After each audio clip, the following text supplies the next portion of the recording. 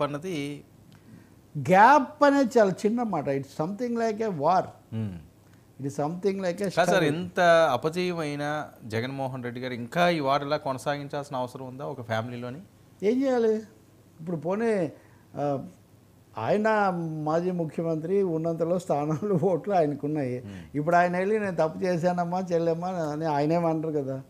లేదు అన్నయ్యని ఓడిపోయావు, కష్టాల్లో ఉన్నావు, నేను నీకు తోడుంటాను, ఇంతకుముందు తల్లి చేయమ్మా చేయొచ్చు ఆ పని, అంతకుముందు పక్కన ఉన్నాము రావచ్చు. కానీ షర్మిల ఎందుకు చేస్తారు? రెండోది ఆమె రాజకీయ విమర్శ కూడా చేస్తున్నారు కదా. ఆమె పార్టీగా ఉన్న కాంగ్రెస్ పార్టీ కూడా వ్యతిరేక శిబిరంలో ఉంది కదా. పైగా ఈయనేమన్నా నేను లౌకిక సెక్యులర్గా ఉంటాను, ఆంధ్రప్రదేశ్ కోసం మోదీని ఎదిరిస్తానని నేను చెప్పట్లేదు కదా.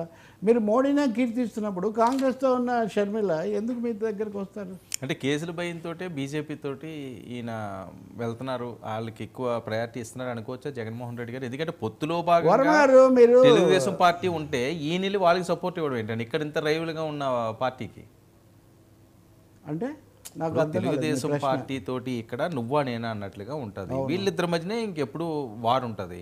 సో వీళ్ళు అందులో భాగస్వామిగా ఉన్నప్పుడు ఈయన మళ్ళీ అదే పార్టీకి ఇస్తే ప్రజల్లో ఏమనుకుంటారని? అంతకుముందు కూడా అంతే కదా. అంతకుముందు జగన్ వాళ్ళతో స్నేహంగా ఉన్నారంటూనే తెలుగుదేశం పార్టీ కూడా బీజేపీనే బలపరిచింది కదా. వీళ్ళు రాష్ట్రపతి ఉపరాష్ట్రపతి ఎన్నికలు బిల్లులు అన్ని విషయాల్లో రెండు పార్టీలు ఆంధ్రప్రదేశ్ యొక్క రాజకీయ విషాదమే అది. Political tragedy or comedy of Andhra Pradesh is that పరమ శత్రువులుగా ప్రత్యర్థులుగా ఉన్నటువంటి తెలుగుదేశం బీజేపీ తెలుగుదేశం వైసీపీ రెండు ఒకే బీజేపీని ఒకే మోడీని మోస్తూ ఉంటాయి. ఇది చంద్రబాబు నాయుడు ధర్మ పోరాటం చేసి దూరం అయిన తర్వాత కూడా మళ్ళీ ఓడిపోయాక అటే ఉన్నారు. జగన్మోహన్ రెడ్డి కూడా పొత్తు పెట్టుకోమని బీజేపీ జగన్ను కూడా అడిగింది. ఆయన పొత్తు పెట్టుకోలేదు, వాళ్ళు కుదరదని వాళ్ళిద్దరు పెట్టుకోలేదు. కానీ ఓడిపోయిన తర్వాత మటుకు ఆయన కూడా మళ్ళీ బలపరుస్తామని బలపరుస్తున్నారు. ఇంకా చెప్పాలంటే మాకు 11 మంది ఎంపీలు ఉన్నారు, మా మీద మేము మద్దతు ఇస్తామని ఆఫర్ ఇచ్చి దాని మీదే ఆధారపడి బతుకుతున్నారు.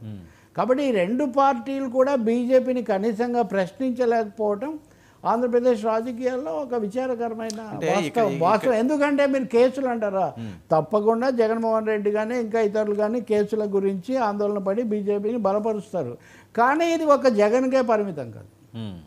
భారతదేశంలో ప్రతిపక్షాలను తను విమర్శించిన వాళ్ళను చాలామందిని బీజేపీ కేసులతోనే లోబర్చుకుంది. ఇప్పుడు చంద్రబాబు నాయుడు మీద ఈయన స్కిల్ ఏదో పెట్టి అరెస్ట్ చేసి ఇది చేశారు, దానివల్ల కూడా ఓటమికి అది కూడా ఒక కారణమైందని అందరూ అంటున్నారు.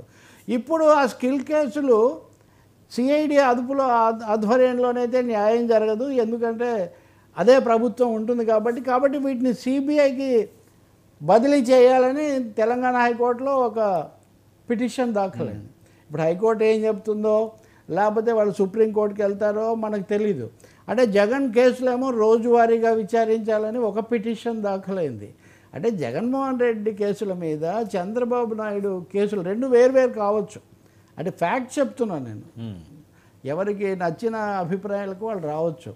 కానీ ఇద్దరి మీద కూడా సిబిఐ కేసులతో ముడిపెట్టి సిబిఐకి అప్పగించాలని ఒకటి, సిబిఐ వేగంగా చేయాలని ఒకటి తెలంగాణ హైకోర్టులో ఉంది. సో ఈ అస్త్రాలు, ఈడీ అస్త్రం త్రిశూలం, అదే బ్రహ్మ, అది ఏమనాలి త్రిశూల వ్యూహం, ఈడీ సిబిఐ ఐటీ, వీటిని ఉపయోగించడం బీజేపీకి బాగా అలవాటు. జగన్ కూడా దానికి లోబడి ఉన్నారు.